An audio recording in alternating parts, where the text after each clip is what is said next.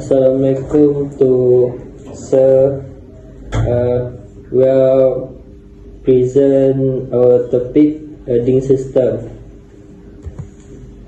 My name is Dan Evan bin Muhammad Dennis, and I will present about first point, earning system. Define the electrical potential of the conductors relative to that of the earth connective surface. 2. Connection ensures that all exposed conductive surface are at the same electrical potential as the surface of the earth to avoid the risk of electrical shock in a person touch a device in which an insulation fault has occurred. Next is circuit protective conductor. The circuit protective conductor is a system of conductors joining together on exposed conductive part and connecting them to the main earthing terminal. Strictly speaking, the term includes the earthing conductor as well as the equipped potential bonding conductors. Purpose and importance. 1. Safety. The primary role of the CPC is to protect individuals from electric shock by ensuring that any exposed connective part of electrical equipment are connected to the earth. This helps in safely discharging any fault current. 2. Fault protection. It ensures that in the event of a fault, the electrical system can safely disconnect the power, preventing potential hazard. Next, I will hand over to Adib. Thank you to Dan Evan for presenting. Now I will start to the next slide is type of CPC. The first one is single core.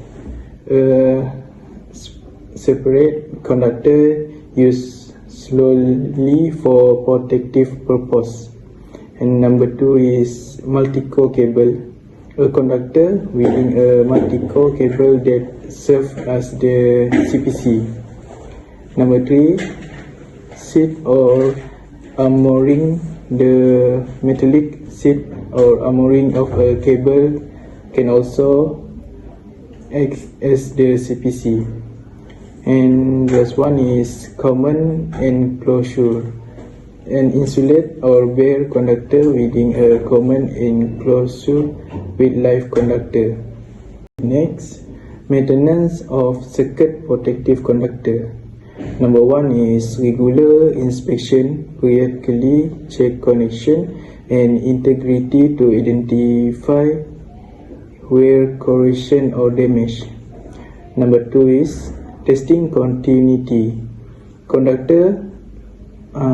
Conduct continuity tests to ensure the CPC provide a low resistance path for fault current. Number 3, clean connection. Keep all connection clean and free from oxidation to ensure good conductivity. And number 4 is check for damage. Inspect for physical damage to insulation or conductor, especially in high traffic areas. Number 5, ensure compliance. Follow relevant safety standard and regulation during maintenance activities. And last, document findings. Keep record or inspection and maintenance action to track the condition and compliance over time. So that's all for me, and I will pass the next to Mutadin. Hello and good morning. So I will continue with installation step. Number 1 is dig hole for earthing rods at the design location, ensuring they are spaced appropriately, typically 2 or 3 meters apart. Number 2, install rods vertically into the ground using a hammer or driving tool until they are flush with the ground or slightly below. Number 3, attach a ring conductor to the rod relay using clamp. Ensure good electrical connection. Number 4, route the conductor back to the main electric panel, ensuring they are protected from physical damage. Why adding chamber important for adding system? Number 1 is because it protects the adding system from environmental damage, preventing corrosion and ensuring reliable performance. Number 2 is it allows easy access for inspections and repair, ensuring the system remain effective over time. What is the effect when adding is not installed? So number 1, without adding, individuals may be exposed to electric shock risk if there are faults in the electrical system. Number 2, electrical fault can lead to voltage surge, damaging sensitive electronic equipment. Number 3, overheating due to electrical faults can increase the likelihood of electrical fire. Number 4, unstable voltage level can cause irregular operation of electrical device, leading to system failure. Assalamualaikum. My name is Dan Ezan. Thank you for Adin. I will continue next. Protection for safety. An effective earthing system is essential for electrical safety and involve several key components. First, a suitable grounding electrode, such as a ground rod, should ensure good conductivity with the earth. Grounding conductor must be appropriately sized and made of materials like copper or aluminium to handle fault currents. Bonding all metallic parts to the grounding system is crucial to prevent potential difference and reduce shock hazard. Installing such protection device SPDS help safeguard against voltage spikes from lightning or electrical surge. Regular testing and maintenance of the grounding system are vital to ensure its integrity, along with compliance with local electrical code and standard. Additionally, incorporating lightning protection measures such as lightning rod and proper down conductor routing is necessary to safely direct lightning strikes to ground. These steps collectively enhance the safety and effectiveness of the earthing system. Next, protection against electrical shock. The primary purpose of earthing is to protect people from electric shock. Fault current dissipation. Earthing provides a low impedance path for fault current to flow safely into the ground. Next, voltage stabilization.